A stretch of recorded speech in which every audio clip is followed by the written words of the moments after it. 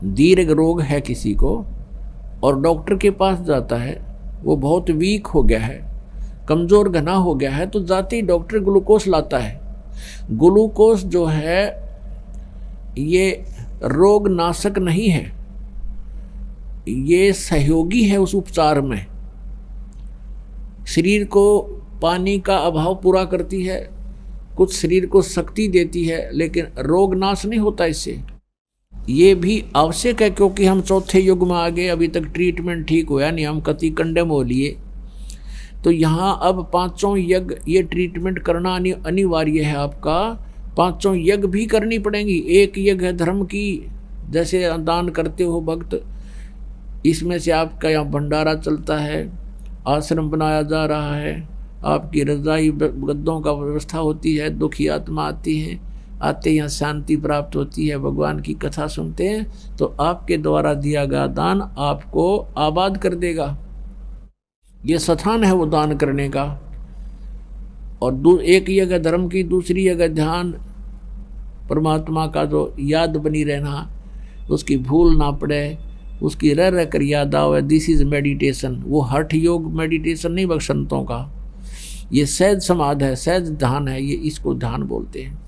तीसरी जगह हवन की, यहाँ पर देसी घी की जोत जलाई जाती हैं, ये हवन यज्ञ होता है। और चौथी यज्ञ प्रणाम, जैसे आप दंडवत प्रणाम करते हो, ये भी एक यज्ञ बनता है। और पांचवी यज्ञ है ज्ञान की, स्वाध्याय करना, सत्संग श्रवण करना, ये ज्ञान यज्ञ है। तो जैसे ये ज्ञान यज्ञ करते रहे उसका भी लाभ है, लेकिन जब तक ये नाम नहीं होगा, ये तो ग्लूकोज है।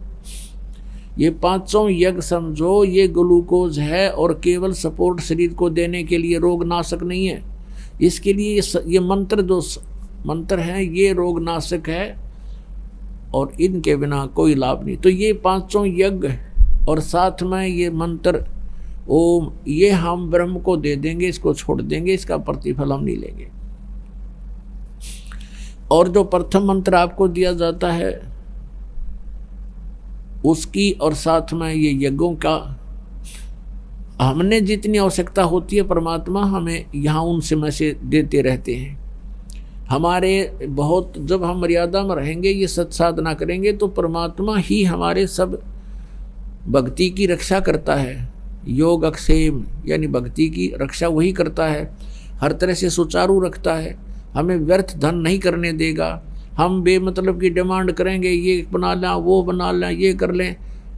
अगर वो भक्ति चाहता है तो ये बकवास छोड़नी पड़ेगी, भगवान पर आश्रित होना पड़ेगा। जो परमात्मा दे करे वही ठीक होगा, हमारे हित में होगा। जैसे आप जी हॉस्पिटल में पहुंच गए डॉक्टर के पास, अब डॉक्टर ने आपको एडमिट कर लिया, तो वहाँ मरीज की नहीं चल रहा, बिल्कुल भी मरीज की नहीं चलेगी, वहाँ डॉक्टर की चलेगी। और डॉक्टर की चलने में हमारा हित होगा। आप चाहते हो कि मैं थोड़ी सी चीनी खा लूँ, डॉक्टर कहता है आपको शुगर ज़्यादा है, ये नहीं टच करना, और आप फिर भी खाते हो तो मरो। आपको बीपी हाई हो गया और आपको मना किया है कि नमक नहीं खाना, घी नहीं प्रयोग करना, और आपकी फिर भी इच्छा है कि घी खा लूँ, तो डॉक्टर तो अलाउड करे नहीं, और फिर भी तुम खावा तो मर भाई। तो ऐसे ही यहाँ आप प्रथम बार तो जो पुरानी आते हैं वो दुखी आते हैं कि हमें तो संकट का निवारण हो, हमारे दुख दूर हो, हम धनी हो जाएं। तो ये तो आप पल्ला गांठ लगा लो, ये तो होंगे ही होंगे। आपका संकट भी दूर होगा, आप धनी भी हो जाओगे, क्योंकि ये प्रोसीजर अकॉर्डिंग टू द शास्त्र है। ये शास्त्र अनुकूल साधना, भगवान का विधान है कि इससे तो लाभ होगा ही होगा आपको। लेकिन केवल ये ज्ञान इसलिए दिया जाता है आप इन्हीं तक सीमित ना रहना। आज एक संकट निवारण हो गया आपका और आप चले गए, ठीक हो गया, हमें राहत होगी, हमें क्या आवश्यकता वहाँ जाने, और फिर 20 और आ जाएंगे कर्म के पता नहीं कितने, फिर उनको कौन खत्म करेगा। तो यहाँ आपके जीवन में आने वाले प्रारब्ध के अंदर भी जो कांटे पाप कर्मों के हैं वो भी इन एडवांस खत्म किए जाएंगे, और आपको जो आवश्यक वस्तु होंगी वही दी जाएगी, और आप बेमतलब की वस्तु मांगोगे भगवान नहीं देगा, जो आपके इस उपचार में बाधक होगी। पुणात्मा, इतना ज्ञान दास आपको बता रहा है। शाम को 3 घंटे सत्संग किया, वैसे भी 2-2 घंटे तकरीबन कोशिश करता हूँ कि हर तरह से हर पहलू पर विचार देकर, क्योंकि प्रत्येक सत्संग में बच्चे बदलते रहते हैं और पुण्यात्मा है वो लगातार रहते हैं उनके से, तो फिर पुण्य है ही नहीं किसी के, वो तो रंगे जाएंगे भगवान के रंग में। लेकिन जो थोड़ा समय प्राप्त होता है उनको भी दास चाहता कि सब तरह के मिश्रण साथ एक बार खिला दूं ताकि इनको कुछ विश्वास दृढ़ हो। तो इतना ज्ञान दिया जाता है। इसका उद्देश्य ये नहीं है, नहीं तो आपको नाम दे दूं और तुम ऐसे करो, ठीक है, वो छोटे मोटे रात तो आपको मिल ही जाएंगे, लेकिन आप यहाँ दृढ़ नहीं हो सकते। ज्ञान के बिना आप यहाँ रुक नहीं सकते, और ज्ञान से ही आदमी को पता चलता है आत्मा को कि कौन सा अहित है और कौन सा हित है। आप यहाँ उद्देश्य लेकर ये आओ कि हमारा जन्म और मृत्यु का रोग कटे। ये रोग नहीं कटाती, छोटे मोटे रोग तो एक कट गया तड़के दूसरा शुरू हो जाएगा। अगर ये भगवान से दूर चले गए तो कल को और रोग हो जाएगा। तो हमने परमात्मा की शरण में रहना है, और जो आपको आवश्यक वस्तु होंगी देगा भगवान, आपको अवश्य देगा, और ना भाग्य में होगा तो भी देगा। लेकिन हमारी इच्छाएं बहुत सीमित हों। परमात्मा ने उदाहरण दे रखा है, स्वयं एक मजदूर बनकर रहे, जुल्हा बनकर रहे, झोपड़ी में रहे, और हमें ये उदाहरण देने के लिए कि गरीब से गरीब आदमी भी परमात्मा पा सकता है। अब प्रसंग चल रहा है, वहीं उसी टॉपिक पर आते हैं कि अब हम त्रिकुटी पर पहुंच गए। त्रिकुटी पर पहुंचने के उपरांत अब उस सतनाम के 2 मंत्र हैं, उनमें से एक मंत्र का अकाउंट हमने त्रिकुटी पर देना है, तब हम आगे प्रस्थान कर सकते हैं, नहीं वहाँ से आगे नहीं जाने देगा ये। तो वहाँ परमात्मा आएंगे इस दास के रूप में, गुरु के रूप में, और जिस भी पुण्यात्मा की जैसी आस्था इस दास के प्रति आज बनी हुई है तो त्रिकुटी पर भी ऐसी ही होगी। इसलिए परमात्मा कहते हैं, गुरु मानुष कर जानते ते नर कई अंधे हैं वो, और महादुखी संसार में फिर आ गई यम के फंद। आपने गुरुजी को परमात्मा के तुल डील करना है। ये दास भगवान नहीं है, मुझे अपनी औकात का खूब पता है, लेकिन आप जी ने इस दास को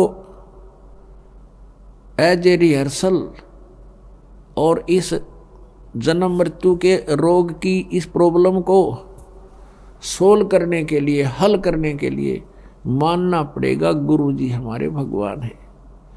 अब जैसे एक ऋण, गणित के अंदर ऋण का एक प्रश्न आता है, उसमें मूलधन ज्ञात करना होता है। वो मूलधन करोड़ों अरबों का होता है, रुपए का। उस करोड़ों अरबों रुपए के मूलधन को प्राप्त करने के लिए सपोज करना पड़ता है, मानना पड़ता है, मान ले मूलधन 100 रुपये, और फिर उससे हमारी वो प्रॉब्लम सोल्व हो जाती है। फिर उस 100 रुपये मूलधन नहीं है, लेकिन 100 रुपये मूलधन माने बिना वो उस प्रॉब्लम हल नहीं हो सकती, वो प्रश्न हल नहीं हो सकता। और 100 रुपये मूलधन मानते ही वो प्रॉब्लम हल हो जाएगी, और वो मूलधन मिल जाएगा जिसकी हमें तलाश है। तो इस दास को आप जी ने गुरु को सपोज करना पड़ेगा, गुरु इज गॉड, और ऐसे नहीं मानोगे तो आप फिर जहाँ भगवान होगा इस दास के रूप में, क्योंकि परमात्मा ने आपके पहचानो। अगर दूसरे रूप में खड़ा होगा तो आप बात भी को नहीं करो, और इस दास के रूप में आएगा तो आप जाते ही दंडवत प्रणाम करोगे, जैसी आपकी आस्था, यानी वो फिर अंतःकरण देखेगा। यहाँ तो आप झूठ भी बोल देते हो, कोई BDP हो भी नहीं करना जी, ठीक से मेरा नाम, मैंने कोई मर्यादा भंग नहीं करी, या कोई और अन्य पूजाएं करता है साथ में, तो वो तो वहाँ जाकर तो आपका आपके समक्ष फिल्म चल पड़ेगी और आपका कैसा भाव है गुरु जी के प्रति वहाँ पता लग जाएगा। गुरु मीन भगवान के प्रति। तो वहाँ अगर आपके मन में दोष रहा तो आप वहाँ से रिजेक्ट हो जाओगे। और कहते हैं वहाँ का गिरा फिर नहीं जाता, वहाँ का गिरा वापस नहीं जाता फिर कभी भी। ऐसा बुरा हाल हो जाता है इस प्राणी का। जब इतना कुछ यहाँ करवाया जाता है, समझाया जाता है और फिर हम वही गफलत करते हैं तो फिर अपनी करी कराई भक्ति का नाश हो जाता है। त्रिकुटी पर जाकर के परमात्मा आएंगे, वह बहुत बड़ा मेला लगा होगा, इंटरनेशनल एयरपोर्ट है।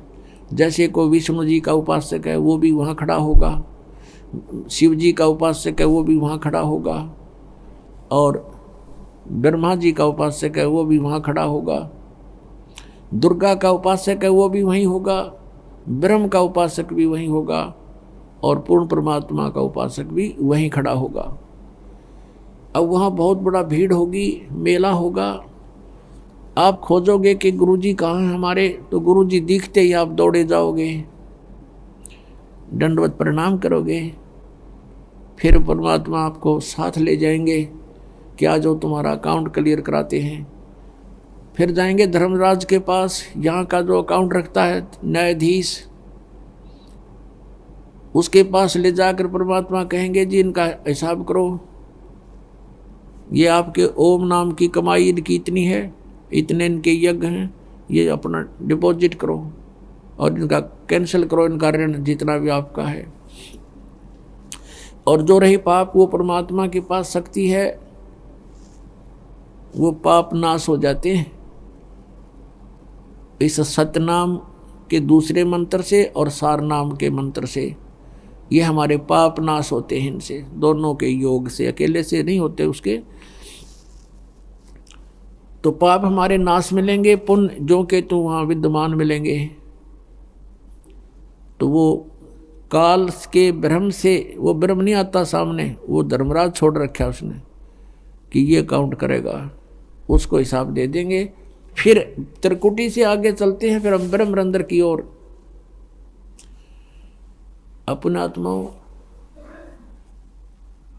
काल ने बहुत ज़्यादा जुगाड़ जोड़ रखा है, और जो ज्ञान हमें प्राप्त है अभी तक पता था वो बहुत ही सीमित ज्ञान था। अब जैसे यहाँ से त्रिवेणी होती है, त्रिवेणी 3 रास्ते हैं, आगे चल के त्रिवेणी का जो मध्य का रास्ता है उसको पार करके हम त्रिकुटी पर जाते हैं, और वहाँ फिर त्रिकुटी से आगे फिर ऐसे ही 3 रास्ते हैं। वो मध्य का रास्ता है वो ब्रह्मरंध्र, सेकंड ब्रह्मरंध्र है, जो काल के निज लोक में प्रवेश करता है। अब ये ब्रह्मरंध्र मान रहे थे 10वां द्वार, 10वां द्वार, हमने 12वें द्वार को पार करके सतलोक जाना है। तो वहाँ पर धर्मराज का हिसाब करवा के फिर हम प्रवेश करेंगे 11वें द्वार में, इस अक्षर पुरुष के लोक में। अक्षर पुरुष का लोक यानी स्थान 7 संख ब्रह्मांड का है, उसके अंदर से हमने जाना है। तो उसका ऋण हमारे ऊपर, वो सिर्फ इतना ही टैक्स हो जाता है, वहाँ से वहाँ तक जाने का उसका किराया है, सतनाम के दूसरे मंत्र का जो तत्व है उसका। तो वो परब्रह्म के लोक में हम इसको दे देंगे, परमात्मा साथ रहेंगे। फिर हम 12वें द्वार में जाएंगे, भवन गुफा पार करके, और वो सतलोक प्राप्ति होगी उस तीसरे मंत्र सार नाम से। तो गीता जी अध्याय नंबर 18 के श्लोक नंबर 66 में कहा कि सर्वधर्मान परित्यज माम एकम शरणम व्रज, मेरी सतर्के सभी पूजाएं मुझे छोड़ दे, मुझे दे दे, फिर उस एकम सर्वशक्तिमान की शरण में जा। तो इस प्रकार व्रज माने जाना है, आना नहीं है, ये गलत अनुवाद कर रखें। अब प्रसंग चल रहा है कि शास्त्र विधि को त्याग कर जो मनमाना आचरण करते हैं, यानी गीता जी और वेद, पवित्र 4 वेद, पवित्र श्रीमद् भगवद गीता, ये एक ज्ञान है। गीता जी में कोड वर्डों में संक्षिप्त है 4 वेदों का, और साथ में इस गीता ज्ञान दाता का इस गीता में अपना मत भी है। जो इसका अपना मत है वो हमें मान्य नहीं है यदि वो वेदों से नहीं मिलता। वेद क्या है? वेद परमेश्वर ने ज्यों के त्यों इसके अंतःकरण में फीड कर दिए थे और इसने न्यू के न्यू बाहर निकालने पड़े। जैसे समय आने पर माता के गर्भ से बच्चा अपने आप ही बाहर आ जाता है, उसके बस की बात नहीं। जैसे किसी को वमन होती है, उल्टी होती है, तो उसके बस की बात नहीं उल्टी ना हो। तो ऐसे ही परमात्मा ने 500 वेद डाले थे इसके, ये उनको मिश्रण तो नहीं कर सका, उनमें बाहर निकला इसकी श्वासों से, उसकी श्वासों से बाहर निकला ये सारे। अब पहले तो इसको समझना बड़ा कठिन था कि ऐसे कैसे हो सकता है। आजकल बहुत आसान है। जैसे एक छोटी सी चिप होती है, उसमें कितना मैटर उसके अंदर फीड होता है और कंप्यूटर में डालकर उसको दूसरे में निकाल ले, प्रिंट इतना ढेर लग जाता है, वो प्रिंट निकाल देता है और अंदर एक छोटी सी चिप है। तो ऐसे ये श्वासों से ये 500 वेद बाहर आ गए ज्योति निरंजन के काल के ब्रह्म के शरीर से। इसने देखा उनको पढ़कर, 5वां जो वेद था सूक्ष्म वेद, उसमें बहुत अत्यधिक जानकारी थी उस परमेश्वर की। ये मंत्र लिखे थे उसमें सारे, इसने उसको सभा कर दिया, नष्ट कर दिया, यानी उसको नहीं दिया, छुपा दिया।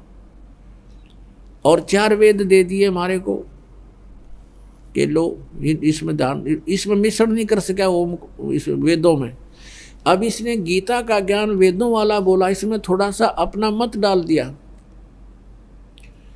बार बार कहता है ये मेरा मत है, वो समय आने पर बताएंगे, भी इतना समय नहीं। तो अब हमने देखना है कि पुराण क्या है और गीता और वेद क्या है। वेद और Gita God given spiritual knowledge है। जो गीता में ज्ञान है वो वेदों वाला है और वेद परमात्मा ने दिए हैं, पूर्ण ब्रह्म ने। तो जो वेदों और गीता में जो लिखा है वो परमात्मा का आदेश है, जो करना है बस, नथिंग एल्स। वो तो है शास्त्र अनुकूल, उसको त्याग कर जो भी हम साधनाएं करते हैं वो व्यर्थ है। अपनात्मा जैसे पुराण है, पुराण किसने बोला? ज्ञान ब्रह्मा जी ने, और ब्रह्मा जी से सुना दक्षादि ऋषियों ने, उन ऋषियों से सुना आगे ऋषियों ने, उनसे सुना आगे ऋषियों ने। तो जिस जिस ऋषि ने जो ज्ञान सुना जिस भी विषय में, उसमें ब्रह्मा वाला ज्ञान प्लस में अपना अनुभव और प्लस में अन्य से कुछ दंत कथा सुनी हुई बना करके पुराण बना दिया। और उस पुराण में उसका लेखक का नाम, उसका जो वक्ता का नाम लिख दिया कि उसका वक्ता ये है, लेकिन लेखक इसका सबका व्यास जी है। अब जो ज्ञान वेदों से मिलता है पुराण में तो वो सही है, और जो वेदों से अलग जो ज्ञान उसमें है वो उस ऋषि या ब्रह्मा की अपनी अनुभव सोच है, वो हमने पालन नहीं करनी है। क्योंकि परमात्मा का विधान है वेद और गीता, उसमें जो सिमरण भक्ति विधि लिख रखी है हमने उतना ही मंत्र जाप करें, उसे अलग करेंगे तो शास्त्रीय विदिता का मनमाना आचरण हो गया। तो वो हमने नहीं करना है। फिर उससे क्या हानि होगी? जैसे एक व्यक्ति का मित्र था दरोगा जी, SHO, और उस व्यक्ति ने अपने मित्र SHO से कहा कि मेरा एक पड़ोसी मुझे बहुत दुखी कर रहा है, ग्वांडी साथ वाले मकान में बहुत तंग करता है, बहुत प्रार्थना कर ली, पंचायत भी कर ली, वो मुझे परेशान करने से बाज नहीं आ रहा, तो क्या करूं? SHO ने कहा उसका मार लठ, माप देख लूँगा।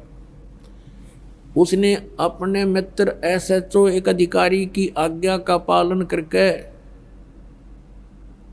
उस अपने पड़ोसी के साथ झगड़ा ठान लिया। उस झगड़े में उस पड़ोसी की मृत्यु होगी उसके हाथ से। अब उसने उस व्यक्ति ने अधिकारी की आज्ञा का पालन करके जो विधान तोड़ दिया राजा का, उसके अंतर्गत उसको सजाए मौत होगी। अधिकारी आज्ञा का पालन करके उसने जो विधान तोड़ दिया राजा का, उस राजा के विधान अनुसार उसको सजा होगी, वो मृत्यु को प्राप्त हो गया, उसको सजाए मौत की सजा मिल गई। तो पुण्यात्माओं, वेद और गीता ये परमात्मा का विधान है। इसके अतिरिक्त पुराण जो है ये किसी ऋषि और यहाँ के ये ब्रह्मा विष्णु या शिव ये अधिकारी हैं, इनकी आज्ञा है उसके अंदर। यदि उनकी आज्ञा वेदों से नहीं मिलती है, उनके भक्ति की विधि, तो वो शास्त्र विधि त्याग के मनमाना आचरण है। यानी वो विधान, भगवान के विधान को भंग करना है, एक अधिकारी की आज्ञा का पालन करना है। तो उससे ये सजा मिलेगी आपको, जैसे उस व्यक्ति को मिल गई एक SHO की आज्ञा का पालन करके राजा का विधान टूट जाने से उसको सजाए मौत हुई। तो यही दशा आप उन लोगों की होगी जो शास्त्र विधि त्याग का मनमाना आचरण कर रहे हैं।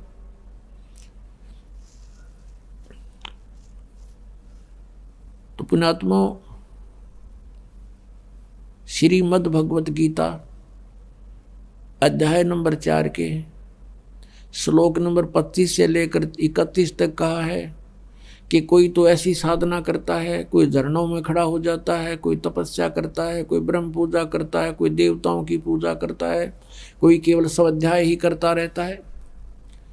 और प्रत्येक साधक अपनी साधना को, अपने यज्ञ को, यज्ञ में धार्मिक अनुष्ठान को पाप नाशक जानते हैं। पाप नाशक में मोक्षदायक, जिसका पाप, जिस विधि से पाप नाश हो तो उसी से मोक्ष होगा। पाप हमें मोक्ष नहीं होने देते, लेकिन वो सभी अपनी अपनी साधना को पाप नाशक जानने वाले हैं। अब गीता जी अध्याय नंबर 4 के श्लोक नंबर 32 में कहा कि सच्चिदानंद घन ब्रह्म की वाणी में इन्हीं यज्ञों के बारे में बहुत विस्तार के साथ से लिखा है, कौन सी करनी चाहिए और कौन सी ना करनी चाहिए, उनमें सारा ज्ञान है। तो वो तत्व ज्ञान है। उस तत्व ज्ञान को तू तत्वदर्शी संतों के पास जाकर समझ, वो फिर बताएंगे, वो आपको फिर साधना बताएंगे उस परमात्मा की कैसी करनी चाहिए और कौन सी ना करनी चाहिए, वो त्याग भी। तो वो सच्चिदानंद घन ब्रह्म की वाणी, कबीर परमेश्वर की वाणी, यानी जो परमात्मा ने स्वयं आकर अपना ज्ञान अपने मुखारविंद से बोला, या वो ज्ञान जो अपने मुखारविंद से बोला हुआ एज इट इज किसी संत को दे दिया, जैसे आदरणीय गरीबदास साहिब जी को दिया, आदरणीय नानक साहिब जी को दिया, आदरणीय मलुकदास साहिब जी को दिया, आदरणीय धर्मदास साहिब जी को दिया, आदरणीय गीसादास साहिब जी गांव खेखड़ा उत्तर प्रदेश वाले को दिया, और आदरणीय मलुकदास साहिब जी को दिया। तो इन महापुरुषों का तो दास को ज्ञान है जिनको भगवान मिले, और उनकी वाणी भी दास ने पढ़ी है। उनके अपने सतर की जो ज्ञान है वो बिल्कुल जो का तो सूक्ष्म वेद से मिलता है, सच्चिदानंद घन ब्रह्म कबीर वाणी से मिलता है, मेल खाता है। इसके अतिरिक्त जो साधना हम करते हैं वो गलत करते हैं। अब सच्चिदानंद घन ब्रह्म की वाणी आपको सुनाते हैं। जैसे हम सोचा करते थे कि ये साधक घर त्याग गया, जंगल में चला गया,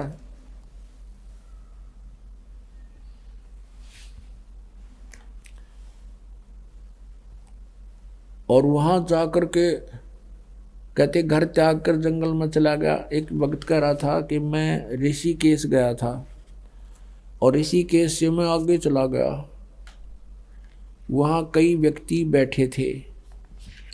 मैंने उनसे पूछा कि तुम कैसे बैठे हो। उन्होंने कहा कि यहाँ जंगल में गह रहा था, वहाँ जंगल सा था, झाड़ बोझड़े थे, वहाँ एक बहुत बड़ा संत रहता है और तन पे कपड़े नहीं रखता, वो ना कहीं मांगने जाता है, निवस्त्र रहता है। केले की एक छाल, केले के पत्तों से उसने अपने तन को ढक रखा है और वो किसी के सामने नहीं आता, किसी को दर्शन नहीं देता। तो मैं भी वहाँ बैठ गया।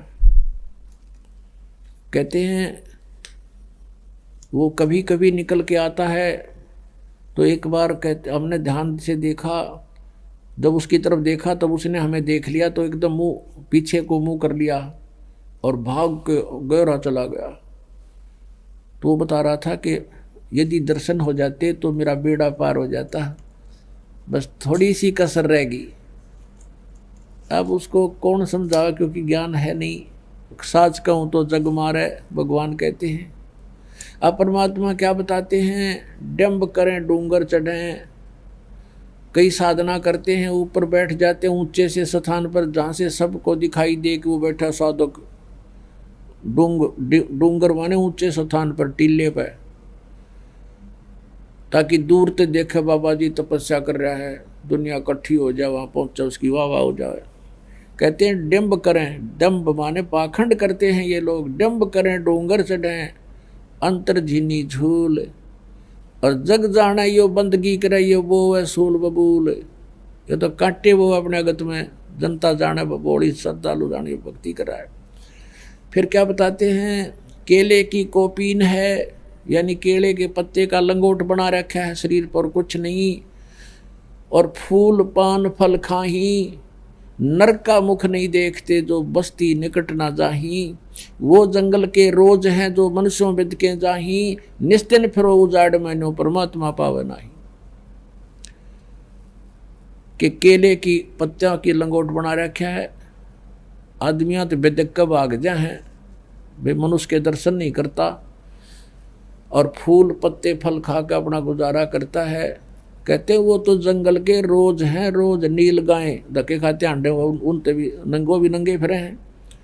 जब तक सच साधना नहीं है, सच्चा मंत्र नहीं है, चाहे निर्वस्त्र रहे, चाहे कितने वस्त्र पहन, चाहे लाल पहन चाहे पीले, कुछ तो आपको कोई लाभ नहीं होगा। जब सच साधना मिल जाएगी तो परमात्मा ने बुद्धि दी है, अपने कपड़े जितने आवश्यक हैं वो अवश्य ग्रहण करो। इन बकवादों में कुछ नहीं दे रहा।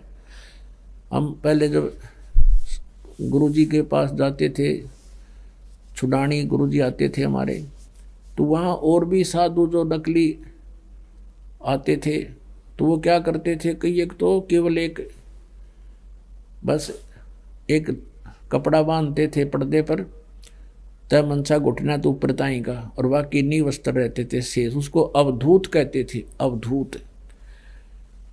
वो एक अवधूत बैठा एक दिन, और उसने सर्दियाँ के दिन थे, वो बैठा बरंडा में एक खम्भे का उस पिलर का कड़लाएँ, और नो कप है सारा, नो कप है।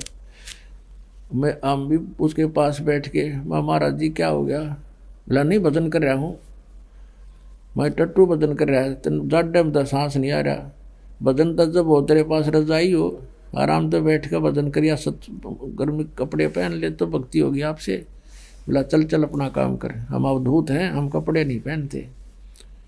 बताए न कौन समझावे सिर फिरा ने, सारा कापन लाग रहा, जाड़ बाजे, अन्यों का भजन करो, टट्टू भजन। अब भजन की भक्ति ना तुम्हारे पास, तुम करके रही हो, पहली बात तो नाम नहीं है। गुरु बिन काऊ न पाया ज्ञाना, जो थोथा वो छड़े मूड के साना।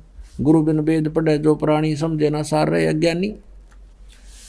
तो इस तरह की साधना करते हैं तो परमात्मा कहते हैं कि नर का मुख नहीं देखते तो बस्ती निकट ना जाही। उन नाम गणे महात्मा मान्या करते, गांव में भी नहाता आदमी नहीं देख कर भीतर भाग अंदर भाग जाता है जंगल में।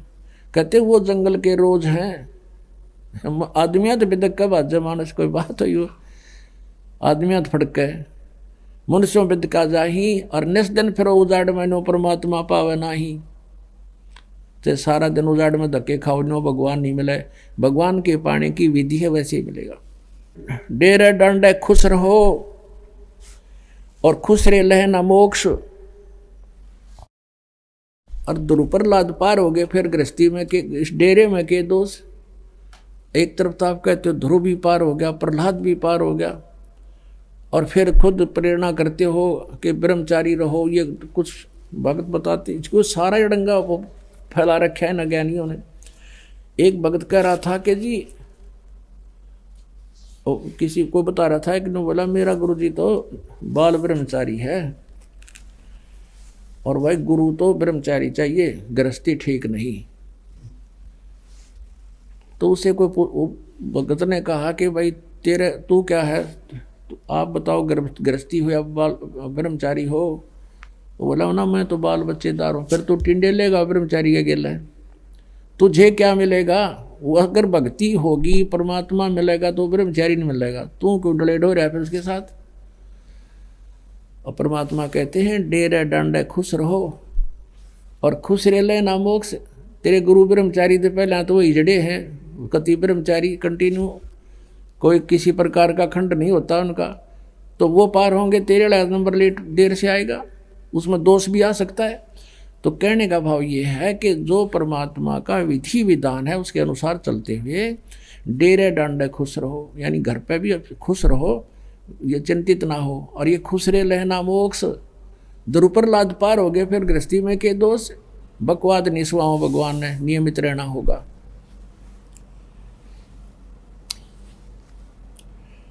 अब सच्चिदानंद घन ब्रह्म की वाणी में कौन सी साधना करनी चाहिए कौन सी ना करनी चाहिए वो बताते हैं। अब ये लिखा है परमेश्वर कबीर साहिब जी ने, परम पूज्य कबीर परमेश्वर जी ने आदरणीय गरीबदास साहिब जी अपनी आत्मा प्यारी आत्मा को अपना हृदय खोल कर दे दिया पूरा ज्ञान जो का तो। ऐसे आदरणीय नानक साहिब जी को दिया था, आदरणीय गीसा दास साहिब जी को दिया था। लेकिन उन महापुरुषों के उस तत्व भेद को, गुण रहस्य को आम व्यक्ति नहीं समझ सकता, समझ भी नहीं सका। और उनके जाने के बाद उनकी वाणी संग्रह की गई है, तो वो वर्तमान में कोई कोशिश करता उनसे पूछने की तो अवश्य बता जाते, लेकिन नाम बताने का आदेश उनको नहीं था, इसलिए वो नाम अभी तक गुप्त रहा, सतनाम। अब पूरा सिख समाज कहता है सतनाम श्री वाहेगुरु, सतनाम श्री वाहेगुरु। अब ना तो न सतनाम का बेरा न वाहेगुरु का बेरा, और वो रटला रहे उसकी। अब ना पता वो सतनाम कौन है, ना पता वो वाहेगुरु किसको कहा। तो गरीबदास साहिब जी कहते हैं कि कबीर परमेश्वर जी परम अक्षर ब्रह्म वो सतपुरुष हमें मिले और नानक साहिब जी को मिले, तो और अब्राहिम सुल्तान अदम को वही मिले, दादू जी को वही मिले। हम सुल्तानी नानक तारे दादू को उपदेश दिया, जात जुलाहा भेद नहीं पाया, वो काशी माए कबीर होया। फिर गरीबदास जी कहते हैं झांकी वे कबीर की नानक की तीवा, और वह सिखा का गल पड़ी कौन छुटावे था। झांकी देख कबीर की, ओए होए, झांकी माने नज़ारा। जैसे 26 जनवरी के ऊपर अपने भारतवर्ष में गणतंत्र दिवस मनाया जाता है, तो प्रत्येक स्टेट प्रत्येक राज्य में जो कुछ भी प्रोग्रेस कार्य हो रहा है, कोई ऐसे कोई स्थान है विशेष, तो वो एक ट्राले के ऊपर ट्रैक्टर की ट्राली में उनके अलग अलग से एक बनाए जाते हैं चित्र, उनके एक मॉडल बना कर रखे जाते हैं वो दिखाने के लिए। तो वहाँ कहते हैं ये हरियाणा प्रांत की झांकी आ रही है, देखिएगा झांकी में नज़ारा, उसमें जो कुछ भी हो रहा है। फिर पंजाब प्रांत की झांकी आ रही है, ये देखिए इसमें क्या क्या वहाँ की क्या क्या व्यवस्थाएं हैं। तो ऐसे सतलोक की झांकी देख कर नानक की वाह, ओए होए, वाह वाह गुरु, ये है वो परमात्मा, वाह वाह, ये है वो असली स्थान जहाँ सारा ही सुख ही सुख है, वहाँ तो खचड़ा भरा मृतलोक में। और फिर परमात्मा ने क्या कहा था, जब सतलोक में पहुँच गए नानक साहिब जी की आत्मा, और परमात्मा जो नीचे से जिंदा रूप में उनके साथ गए थे, वहाँ वही जिंदा वाला रूप तख्त पर विराजमान हो गया। और फिर नानक जी से कहा था कि प्यारी आत्मा आप काशी में जाइए, वहाँ मैं प्रगट हूँ जुलाहे रूप में, कबीर नाम है मेरा, और मेरा ओरिजिनल नाम भी सत हक्का कबीर है, सत कबीर है। अब नानक जी को की आत्मा को तीसरे दिन छोड़ा, वापस भेज दिया, उधर से उनको दरिया में डूबा हुआ मान लिया। तीसरे दिन फिर वो पहुँचे वापस, तो उस दिन से वैराग लेकर के चल पड़े वहाँ से, संसार की कोई वस्तु अच्छी नहीं लगी उनको। तो परमात्मा की खोज के लिए वो पहुंच गए फिर बनारस में। काशी में जाकर देखा एक जुलाहे की भूमिका करते हुए धारणक रूप में परमात्मा को, और जो सतलोक में सचखंड में देखा था वो नू का नू सामने बैठा। तब नानक साहब ने कहा था, गुरु ग्रंथ साहिब में पहले मेले की वाणी 24 पृष्ठ पे लिखी है, 24 पन्ना पर गुरु ग्रंथ साहिब में कि फाई सूरत मलुक की वेश, ए ठगवाड़ा ठगी देश, ये खरा सियाणा भोता बार, ये धानक रूप रहा करतार, ये धानक रूप रहा करतार। वहाँ खड़े होकर आख्या में पानी आवे। तब कहा था वाहे गुरु वाहे गुरु वाहे गुरु। सतलोक में जब सतलोक देखा जब करा था वाह वाह वाह वाह हो, जैसे एक बहुत खुशी में आदमी बोलता है वाह भाई वाह हो, जैसे ये एक अंदर की खुशी प्रकट करते हुए। तो यहाँ गरीबदास साहिब जी कह रहे हैं, आदरणीय गरीबदास साहिब जी कहते हैं, झांकी वेख कबीर की सतलोक में नानक की तीवा हरुआ सिखा के गल पड़ी कौन छुटावे था। इबिन वाहे वाहे तो वाहे गुरु तो गोट दिया, नो पता नहीं वाहे गुरु है कौन। कहते हैं सिखा गल पड़ गई, इसने कौन छुटवावे इनते, तो ये ज्ञान छुड़वाएगा। ऐसे ही एक भगत के सामने एक भगत कह रहा था, मैंने उसको ये कहा कि भी नान झांकी वे कबीर की नानक की तीवा वह सिखा के गल पड़ी कौन छुटावे था। तो वो भगत सिरदार जी कहता सिख ने बोला साड़ी तो छुट गई भाई, ने बोला हमारी तो छुट गई, हमें तो पता लग गया ही सच्चाई क्या है, और औरों की भी छुटवाएंगे समझावाएंगे, सबको सच्चाई तो मानना ही पड़ेगा लास्ट में। अब क्या बताते हैं आदरणीय गरीबदास साहिब जी ने अपने परमात्मा से प्राप्त उस ज्ञान की अपनी लैंग्वेज में जो वर्णन किया है, उसमें एक वैधे का अंग है। वैधा माने यूजलेस, शास्त्र विधि त्याग कर मनमाना आचरण, उसको व्यर्थ वैधा कहते हैं। वैधा सट दर्शन सट बेख कहावे, बहुविध धूंधू दौर मचावे, ये तीर्थ व्रत करें तर बीता, वेद पुराण पढ़त हैं गीता, यो भी वैधा है वैदे से भेद अलैदा, यो भी वैधा। यानी क्या बताते हैं कि सट दर्शन सट भेख कहावे, सट दर्शनी संत, ये 6 भेख हैं, 6 प्रकार के ग्रुप हैं। एक सन्यासी, नागा, गिरी, पुरी और ये वैष्णो, इस तरह ये 6, ये 10 नामी, ये सट दर्शन सट भेख, सट माने 6, सट भेख कहावें और बहुविध धूंधू धार मचावें, इनकी साधना देखा तो इन्होंने सोचा भाई तो तोड़ पाड़ रहे हैं। जैसे क्या करते हैं, एक समय की बात है, हमारे गांव में एक बल्लेगिरी गांव बाबा जी यानी नाथ परंपरा से है वो, और दूसरे गांव में रहता, लेकिन गांव वालों को पता नहीं, उनको ज्ञान नहीं, उनको जैसे कोई कह वैसे मान लेते हैं संतों की। तो उसने वहाँ पर जून के महीने में 41 दिन का एक वो रखा था तप, धुनिया के बीच में बैठना, 5 अग्नि जला लेते हैं चारों तरफ और बीच में बैठना होता है 3 घंटे। वो 11 बजे से और 1 बजे तक बैठा करता है, और फिर सुल्फे पाड़ा अपना बैठ के अलग से सुल्फे नरे सुल्फे पियो उड़ा नो कहते 80,000 का तो सुल्फा पी गए वो वीर उसके और साथी और गांव के लफंडर टाइप के थे वह, और उसमें 7-8 लाख रुपये उसका दान आया था। तो वो क्या करता था, हमने एक फिल्म बनवाई थी उसकी, वो जैसे भी प्रक्रिया कर रहा था, वो क्या करता था, बड़े बड़े तो जटा थी उसके शरीर के और एक लंगोट बांध रहा था, पूरे शरीर पर बाल्टी में राख घोल के पानी में और पूरे शरीर पर लेप कर लेता था, पूरे पे, मुंह पर और सारे कमर पर, पैरों पर,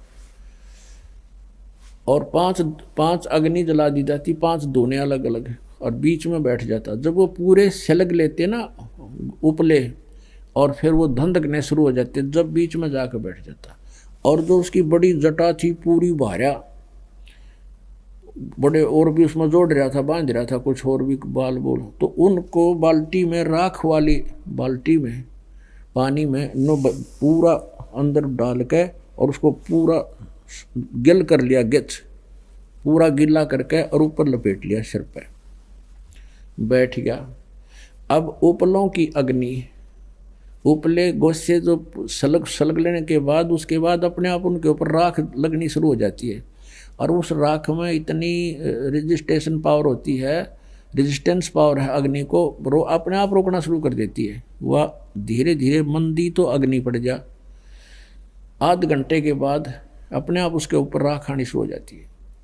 और फिर उसने सारे का गिल्ली राख लपेट रखी, लीप रखा, मड प्लस्टर सा कर रखा। अब वो नहीं आँच ना आने दे, अंदर नहीं जाने दे। और जब वो जहाँ से भी अधिक आँच लगेगी वो सूखने को हो जाता है, तो उसने वो बाल खोल लियो पूछड़ सा और नो लटका लिया पाछे ने, और जिस साइड में भी उसने गर्मी लगती है उसको ऐसे मार लिया सिर से, वो पूछड़ सा सारे गिल्ला उसने फेर कर दिया राख ने। ऐसे वो 3 घंटे बितावे, और औरतें गांव की भोले बाड़े उसकी परिक्रमा करें, अब बेड़ा पार होगा तो बेड़ा गर्क करे था तुम्हारा। तो यहाँ क्या बताते हैं, सट दर्शन सट बेक कहावे, बहुविध धुंधु दौर मुचाऊ। जो खतबा तोड़ पाट रहा जून के महीने में, तो वैसे बार ना खड़ा हुआ था हरियाणा, पंजाब, राजस्थान, मध्य प्रदेश, उत्तर प्रदेश में था, और वो बैठा बाहर कति नो सोचे बड़ा इन्हें तो तोड़ पाट दिया, यानी धूम धार मचावे ढूंढा ठारे। सट दर्शन सट बेक कहावे, बहुविध धूम धार मचावे। तीर्थ व्रत करे तरबीता, वेद पुराण पढ़त हैं गीता। 4 संप्रदा 52 द्वारे, जिन्हों नहीं निज नाम बेचारे। और माला घाल हुए हैं मुक्ता, ये सटदल उआ बाई बकदा। आय है, कहते माला पैर ली 4 गले में, बाबा जी का भेष बना लिया, इस तरह मोक्ष हो गया। और सटदल उआ बाई बकदा, उआ बाई बकरे इनके पास यथार्थ ज्ञान नहीं है। और वेद पुराण पढ़ते हैं गीता, गीता में कहीं नहीं लिखा ये नाम तुम जाप करते हो ये करो, या गीता जी में और वेदों में कहीं नहीं लिखा जो हठ योग तुम करते हो ये करो। फिर उनको पढ़ने का क्या लाभ हुआ आपको। बैरागी बैराग न जाने, बिन सतगुरु नहीं चोट निशाने। 12 बाट बेटम बिलोरी, सट दर्शन में भक्ति ठगोरी। ये सट दर्शनी जो साधना करते हैं, इनके अंदर जीवन नाशक साधनाएं हैं, या भक्ति ठगोरी है, ठगी की भक्ति है। और बैरागी बैराग न जाने, इनको बैराग का पता ही नहीं। बैराग घर त्यागने से नहीं, आत्मा में होता है, परमात्मा की तरफ विशेष कसक हो, सब विकारों से अपने आप हट जाएगा, वो है वैराग। और बिन सतगुरु नहीं चोट निशाने, सतगुरु के बिना वो यथार्थ मंत्र मिले नहीं, तो वो निशाने पर चोट लगे नहीं तो बात बने नहीं। सन्यासी 10 नाम कहावे, शिव शिव करे न संशय जावे। निर्वाणी नी कच्छ निसारा, भूल गए ये ब्रह्म द्वारा। इन ब्रह्म तक का विज्ञान कोई ना। सुन सन्यासी कुल क्रम नासी, बग में प्योंदी भूले धोंदी। छल छिदर की भक्ति ना कीजय, आगे जवाब कहो क्या दीजय। जंगम जैनी फोकट फैनी, नाम न चीना गुरु गुणहीना। नगन निराशा तन कुतरासा, पशु प्राणी स्वान समानी। अब कहते हैं जंगम जैनी और फोकट फैनी, इनके पास खक नहीं है जो साधना कर रहे हैं, शास्त्र विधि त्याग के कर रहे हैं। और नाम ना चीना गुरु गुणहीना, यानी नाम सही नाम मिला नहीं, पूर्ण संत उनको मिला नहीं, इसलिए गुरु जी से मिलने वाले जो गुण थे उनसे हीन रहे, उनको ज्ञान नहीं हुआ। वेद पुराणी कथा कहानी, पढ़ पढ़ भूले अर्थ न खुले। यो भी वैदा है, भूले रोगी हृदय के रोगी, कान चरावे भस्म रमावे। ये भी वैदा है। और कहते हैं वेद पुराणी कथा कहानी, पढ़ पढ़ भूले अर्थ नहीं खुले। इन्होंने वेदों को पढ़ा, पुराणों को पढ़ा, गीता जी को पढ़ा, कहते इनकी कहानी और बना ली इन्होंने, जो गूढ़ रहे से ये समझ नहीं सके, इनसे अर्थ नहीं खुले। जैसे गीता जी अध्याय नंबर 7 के और श्लोक नंबर 18 में ये अपनी साधना को स्पष्ट कह रहा है, अनुत्तम है, घटिया है मेरी, क्योंकि ना जन्म मृत्यु अर्जुन तेरा समाप्त हो ना मेरा हो, मेरी शरण में रहेगा युद्ध तक करना पड़ेगा। गीता जी अध्याय नंबर 8 के श्लोक नंबर 5 और 7 में कहा कि तुम मेरे में मन वाला होगा तो मुझे प्राप्त होगा, मेरी भक्ति कर और युद्ध भी कर तो मुझे प्राप्त होगा। उसकी शरण में जाना है, परम शांति चाहिए तो 18वें अध्याय के 62वें श्लोक में कहा है कि सर्व भाव से उसकी शरण में जा, उस परमेश्वरी कृपा से तू परम शांति को प्राप्त होगा और सनातन परम धाम को प्राप्त होगा। तो कहते हैं इन अर्थ खुले नहीं, पढ़े लेकिन अर्थ नहीं खुले, इनको अनुत्तम का अर्थ अति उत्तम करना बैठा दिया इन्होंने। और 18वें अध्याय के 66वें श्लोक में व्रज माने जाना होता है, इन्होंने आना कर दिया कि मेरी शरण में आ जा। श्री कृष्ण तो की शरण में तो पहले ही अर्जुन कह रहा दूसरे अध्याय के 7वें श्लोक में कि मैं आपकी शरण हूँ, आपका शिष्य हूँ, मेरी बुद्धि काम करना बंद करगी, मेरे हित में जो काम हो बात हो वह बताओ, मैं क्या करूँ। वो तो शरण में पहले ही था। अभी 18वें अध्याय के 66वें श्लोक में ये अर्थ करते हैं कि मेरी शरण में आ जाओ, तो पहले है उसकी शरण में। तो ये कहा है कि सर्वधर्मान परित्यज एकम शरणम व्रज, उस एक सर्वशक्तिमान की शरण में जा, वर्तमान जाना होता है। तो क्या कहते वेद पुराणी कथा कहानी पढ़ पढ़ भूले अर्थ न खुले, यो भी वैदा है वैदे से भेद अलहदा। अब बैरागी सन्यासी छेवड़े तन पर छार लगावे हैं, ये 500 नार 2500 लड़के धुन धुन धार मजावे हैं। अब कहते हैं बैरागी और सन्यासी छेवड़े ये शरीर के ऊपर राख रमा ली और घर त्याग दिया, सन्यास ले लिया, चले गए। अब परमात्मा कहते हैं कि 500 नार 2500 लड़के ये धुन धुन धार मचावे हैं। एक नारी त्याग दीनी 5 नारी गैल बे, पाया ना द्वारा मुक्ति का सुखदेव करीब सैल बे। एक सुखदेव नाम के ऋषि हुए हैं, कहते हैं उनको भी सत साधना के बिना मोक्ष प्राप्ति नहीं हुई। आप तो जाते हो घर छोड़ के, अपने बच्चों को छोड़कर, स्त्री को छोड़कर के ये भक्ति में बाधा करते हैं, जंगल में चले गए, शैल वहाँ करी। और सुखदेव तो आसमान में जाता था, स्वर्ग में। अगर ये धक्के खाने तो भगवान मिला तो वो तुमसे ज़्यादा खाता था, स्वर्ग तक पहुँच जाता था, और फिर भी ना मिला। एक नारी त्याग दीनी 5 नारी गैल वे। एक औरत को भक्ति बाधक जानकर त्याग कर तू जंगल में चला गया, तो तेरे साथ 5 बाधक और हैं, काम क्रोध मोह लोभ अहंकार। इनको त्याग बेटा जब तो वैरागी होगा। एक स्त्री को त्याग देने मात्र से तेरी बाधाएं खत्म नहीं हुई। अब क्या बताते हैं, घर त्याग दिया, जंगल में जा बैठा, 1 दिन भूखा रह सके है, 2 दिन मुश्किल से निकाल लगा, तीसरे दिन फिर कटोरा लेकर गृहस्थी के द्वार पाना पड़ेगा, दिए माई धक्के खा। अब परमात्मा कहते हैं जंगल में रहेगा तो ओले भी पड़ेंगे, ठंड भी पड़ेगी, गर्मी भी लगेगी, तो उसके लिए झोपड़ी भी डाल ले। इन ऋषियों ने घर छोड़ के गए, ये सारी व्यवस्था करनी पड़ी। सर्दी गर्मी से बचने के लिए भी जुगाड़ जोड़ा कि मैं कोई गुफा बनाई या कि तौर फंड करे। अरे जब सारा कुछ बना घर में है, अपनी भक्ति भी कर, बच्चों नृत्य भी करवा, मार्ग पर लगा। सिर्फ मूल उद्देश्य यही जानो, 2 रोटी भगवान ने दे दी है, आप व्यवस्था करेगा तुम्हारी। हम भूल गए माँ के पेट में भी भगवान ने हमें दिया, अब बाहर भी वही देगा। एक समय एक माई के बच्चे ना हो थे, एक साधु संत वहीं रहा करता था डेरे में। डेरा था पहले, दूर हुआ करता गांव से। तो उसने कहा माई तुझे संतान हो जाएगी, प्रथम पुत्र जो तुझे हो वो मुझे दे देना। अच्छा महाराज कि पक्का वायदा करना कि जी पक्का करूंगी। उसको जब देना जब वो थोड़ा नासमझ सा रहे, समझ से पहले मुझे दे देना, पाल पोस देना, 1-2 साल तक, बस ज़्यादा नहीं। और तब तक तुझे और संतान हो जाएगी, दूसरा पुत्र, तब मुझे दे देना। ऐसा ही हो गया। वो प्रथम पुत्र उसको दे दिया, साधु को दे दिया, दूसरा पुत्र हो गया, 2 कन्याएं होगी बाद में।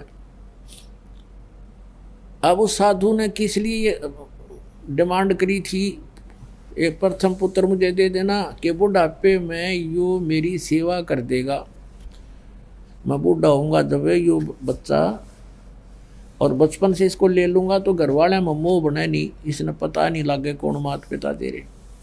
तो ऐसी दृष्टिकोण से उसने उस बालक को 14-15 वर्ष तक डेरे से बाहर नहीं आने दिया। और डेरे में जो औरतें जाती थी, पहले एक रिवाज थी कि बूढ़ी ठहरी जाती थी, लड़की को नहीं जाने देते थे ऐसे। और वो खुद गुरुजी जो थे गांव से भिक्षा मांग कर लाते थे, उस चेले को वहीं अलग ही रखते थे कि इसको कोई संसार की भावनाओं से ना बह जावे, इसमें कोई दोष ना आ जावे, इस दृष्टिकोण से। एक दिन वो बूढ़ा बीमार हो गया, महात्मा जी चालन जोगा रहा को नहीं, तो उसने कहा बेटा जा भिक्षा मांग ला, तेने भूख लाग रही होगी, मुझे तो इतनी भूख है नहीं, तुझे जरूर लग आई होगी। ऐसे करना, इस गली में जाना सामने, और सामने वाली गली में 2 घर छोड़कर तीसरा जो घर है उससे भिक्षा लाना, और नहीं जाना कहीं पर भी।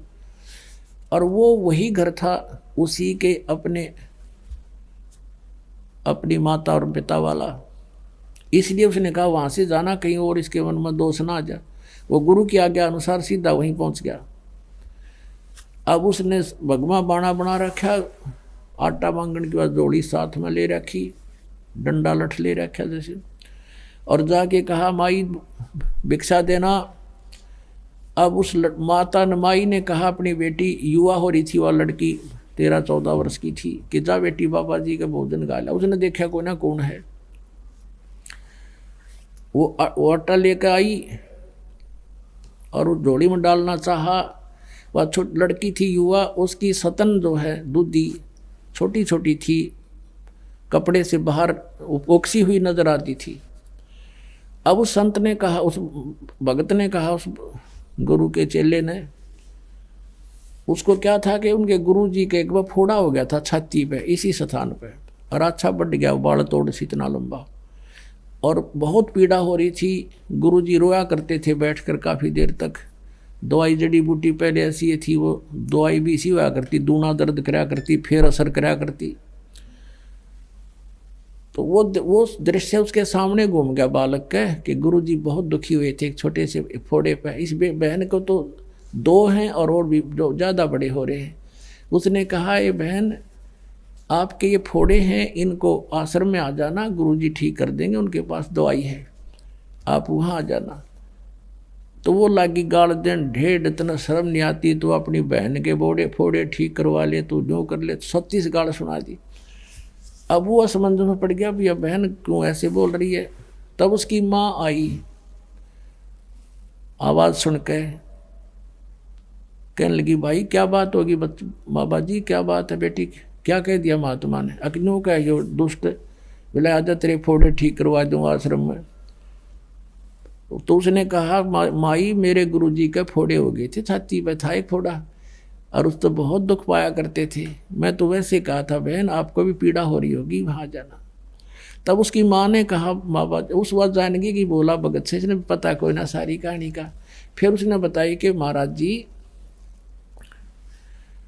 ये बेटी है मेरी, और फिर इसका विवाह होगा, ये फोड़े नहीं है, इसका विवाह होगा, विवाह होने के बाद इसका संतान होगी, और संतान जब होगी तो इन सतनों में दूध है उस बच्चे के लिए, इसलिए ला रखी भगवान ने कि उस बच्चे के लिए दूध आवेगा, इनमें दूध इससे पिया करेगा वो। फिर उसने महात्मा ने सोचा, पूछा कि माई कब होगा इसका ब्याह बेटी बहन का। क्या अभी तो बेटा या बालक है, 1-2 वर्ष में इसका ब्याह करेंगे, और फिर संतान 1-2 वर्ष के बाद संतान भी होगी। बोला अच्छा, तो भगवान को इतनी चिंता है कि उसके गर्भ में बच्चा होगा, बच्चा बाहर आएगा, और फिर वो दूध भगवान इसके सतन में भेज देगा। हाँ ठीक समाई। वो चल पड़ा वहाँ से, और वो जोड़ी उड़े फेंक आया, वो जो मांगन वाली ले रहा था साथ में, अन्ना भिक्षा लेकर गया, वहीं फेंक कर वापस आ गया। वापस फेंक कर आ गया। तो गुरुजी ने पूछा, बेटा क्या बात है, भिक्षा नहीं लाया? अक नहीं गुरुजी, परमात्मा ऐसे ऐसे मैंने कहानी सुनी है भगवान की कि बच्चा बाहर आने से पहले उसके दूध की व्यवस्था कर देता है। हाँ, क्या बात होगी? तो फिर गुरुदेव, अब हम अपने भोजन की चिंता हम करें तो हमारे जैसा नालायक नहीं, जब हम उसके लिए बैठे यहाँ पर। फेंका जोड़ी में तो आप पर देगा भगवान। वो बाबा जी ने सोचा, अच्छा नालायक टकराया, ये मन नहीं भूखा मारेगा और आप भी मरेगा। अब उसको विश्वास नहीं था, उसका बालक था, वह बात दृढ़ होगी क्योंकि पिछले संस्कार भी होते हैं तो इस तरह की बातें विश्वास होता है। वो बैठ गया एकलो जाके। बाबा जी लाचार, वो चल नहीं सके था। उसके मुंह का नहीं देखा, बेटा तू उठा लो जोली ने। अगर नहीं गुरुदेव, और आपकी सारी बात मानूंगा पर ये नहीं मान सकता मैं। अब वहाँ गांव में, नगर में, उस गांव में पता चला कि भी बाबा जी बीमार हो गए, महात्मा तो बीमार हैं और चेला नालायक से वह जोड़ी बियाड़े फेंक गया। तो प्रत्येक ऐसे बात फैल गई गांव में। तो कई घरों में 10, 15, 20 घरों ने क्या सोचा, रोटी बनाओ फटाफट। भोजन तैयार किया, खीर तैयार किया है, बढ़िया भोजन, सब्जी बनाई, रोटी दूध ले करके और चल पड़े। वहाँ पहुँचे महाराज जी, पता लगा था भगत न वहाँ पर जोड़ी वहीं फेंका, थैला भी आटा नहीं लाया और भोजन बना के लाए, खीर भी खिचड़ी भी, ले खा लो। बाबा जी ने सोची, बस चलो रोटी तो खा, पहला जिसी खाई जा। राजा बेटा तो भी खा ले। बैठ के खाने लग गया। आखा देखो, इतने में दूसरा आ गया, इतने में तीसरा आ गया, उधर लाइन लाएगी, 20 आ गए, न्यू ले लेकर रोटी। बाबा जी रोटी लाए, रोटी लाए। तब उस बाबा जी की आँख खुली रहते रह गए, जब भैया भगवान जब यहाँ ऐसे दे रहा है, आराम मांगते फिरें। जब उसने कहा कि जब भगवान 4 साल पहले एडवांस हमारी व्यवस्था किए हुए है तो क्या आज नहीं उसको ध्यान है हमारा? तो पुण्यात्माओं, ये उदाहरण है। आप हमारा इतना विश्वास ना बढ़ता, हम केवल कर्म करें क्योंकि हम इस योग्य हो गए, यहाँ कर सकते हैं, और फिर उस पर विश्वास करें। फिर देखना, अब जैसे कबीर परमात्मा जी थे, यह कथा लंबी है, फिर सुनाएंगे। अपना कपड़ा बुनते थे, जो मेहनताना आता था उसी से अपना परिवार पोषण करते थे। परमात्मा का अपना परिवार कोई नहीं था। मुंह बोले 2 लड़के थे, जो लड़का और लड़की 2 बालक थे जिनको मृत जीवित किया था किसी कंडीशन पर, और माता पिता थे, वो भी उनका जन्म नहीं था, परमात्मा स्वयं आकर प्रकट हुए थे। नीरू और नीमा ने केवल उनके उठा ले गए थे बच्चे रूप में, परवरिश की लीला हुई थी। तो वो 4 सदस्य और थे, एक परमात्मा, उससे अपना गुजारा करते थे। और बाकी जो बचता था उसको भी पुण्य में लगाते थे। फिर किसी ने झूठी चिट्ठियां डाल दी थी, 18 लाख व्यक्ति आ गए थे वो एज ए गेस्ट। तो परमात्मा ने उन 18 लाख को 3 दिन तक मोहन भोजन खिलाए थे। कहते हैं, कल्पे कारण कौन है, कर सेवा निकाम, और मन इच्छा फल देऊंगा जो पड़े मेरे ते काम। बोलो सतगुरुदेव।